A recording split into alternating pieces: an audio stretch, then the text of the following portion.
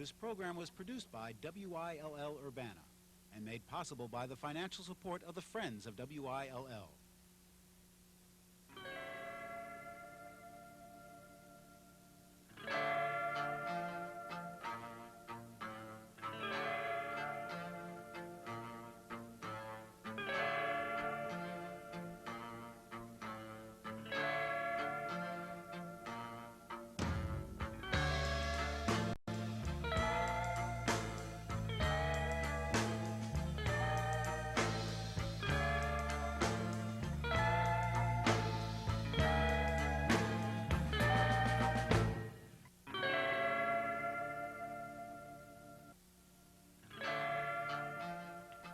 Good evening. I'm Allison Davis.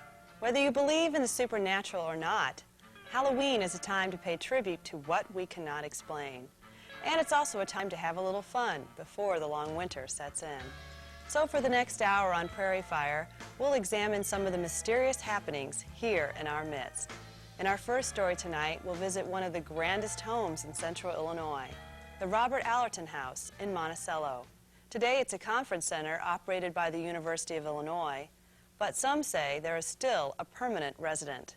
She is known as the Woman in White.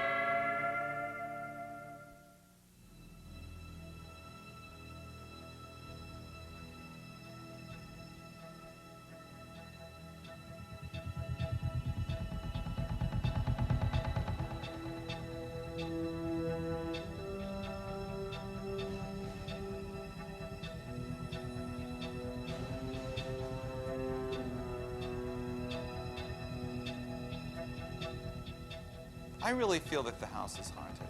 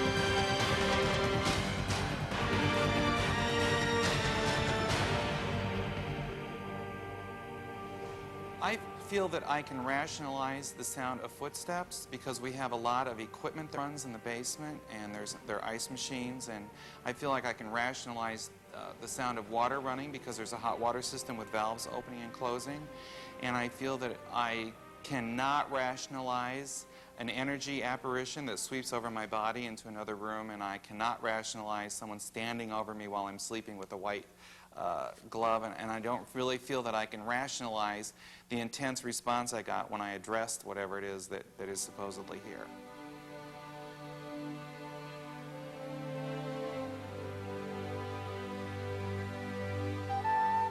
Robert Allerton moved to Piatt County in the summer of 1897 to manage his father's extensive land holdings. The young Allerton had given up hope of becoming an artist and chose instead to become a farmer. With a $50,000 stake, Robert began construction on his country farmhouse. The design for the house was based upon a 17th century English estate, the Ham House. Allerton's architect, John Borey, designed Robert's house so that the earth, water, and sky were visible from all the main rooms. For nearly 50 years, Robert continued to perfect his 11,000-plus acre estate. Upon its completion in 1899, the Farms, as Robert fondly called his estate, quickly became a mecca for his Chicago friends seeking the simple pleasures of the country life. A frequent and always welcome visitor was Robert's stepmother, Agnes Thompson Allerton. Agnes had been her stepson's mentor and friend. It is she who is credited with encouraging his interest in literature, music, gardening, and the visual arts. Photographs of Robert and his friends capture another frequent guest to the farms, Ellen Emmett Rand. Ms. Rand, who was an artist in her own right, is rumored to have been unofficially engaged to Robert. Of course, everyone knows that Robert Allerton never married, and he was a confirmed bachelor all his life. But some people do not know that there was a love interest early on in his life when he first moved to this part of the country. And there was a woman who often visited him here, accompanied by his godmother as the chaperone. They were unofficially engaged for a while. She then married someone else, and the story that some people tell is that he was brokenhearted, and that's why he never married.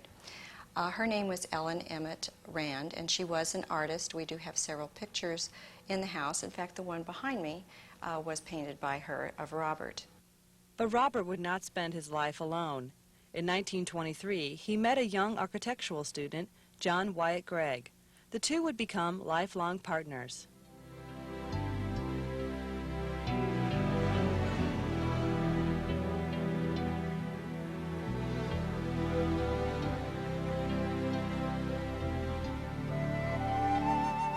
The magnificent Allerton House was donated to the University of Illinois in 1946. Robert Allerton would never return to this home he built on the Illinois prairie.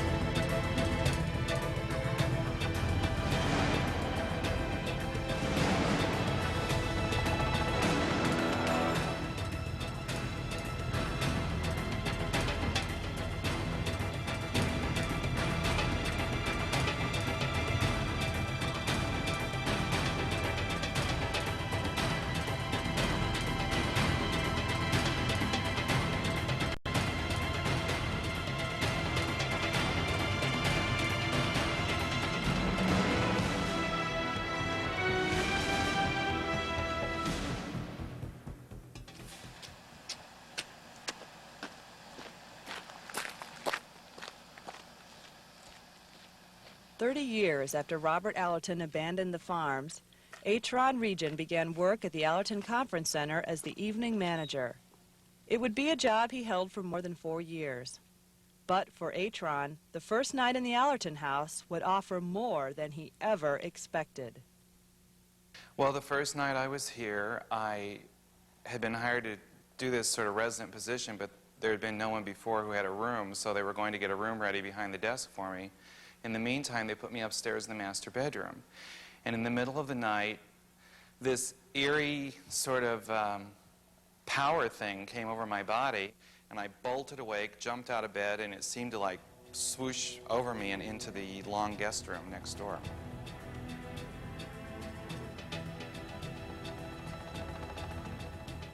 I was terrified. I mean, I really had never felt anything like this before, and I just didn't know what it was. I hadn't seen anything. I felt something. It was like this swoosh of energy, and I just felt, to me, it was like such a powerful experience that I could still tell in what direction it was moving. Atron is not the sole witness. According to Tamsin Holman, outreach associate for the Allerton Conference Center, a number of guests have reported hearing footsteps in an otherwise empty hall. More dramatically, some guests have reported seeing a woman in white.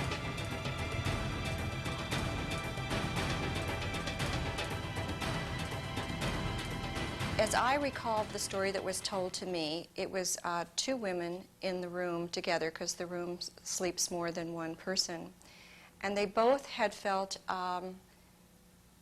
restless during the night.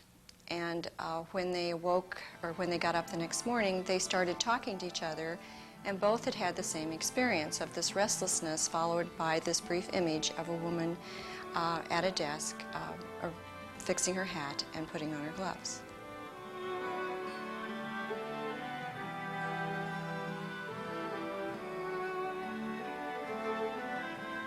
I was sound asleep, and I thought someone was touching my left hand. So I immediately, I don't know what your thought is when you're asleep and you think someone's touching your hand, but I awakened and I looked down at my hand and I saw a white cuff or something white touching my hand, and I looked up and again the thing dematerialized. I thought it was a woman standing over me.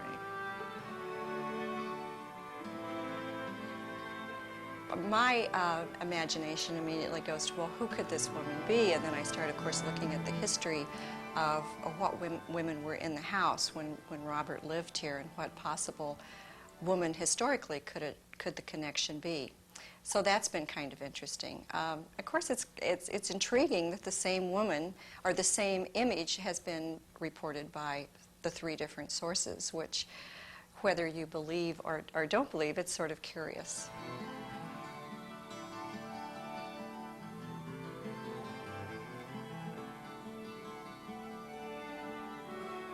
Could the woman seen by the Allerton guests and glimpsed by Atron Region be Robert's former fiancée? Or could it be Agnes Allerton, Robert's friend and mentor?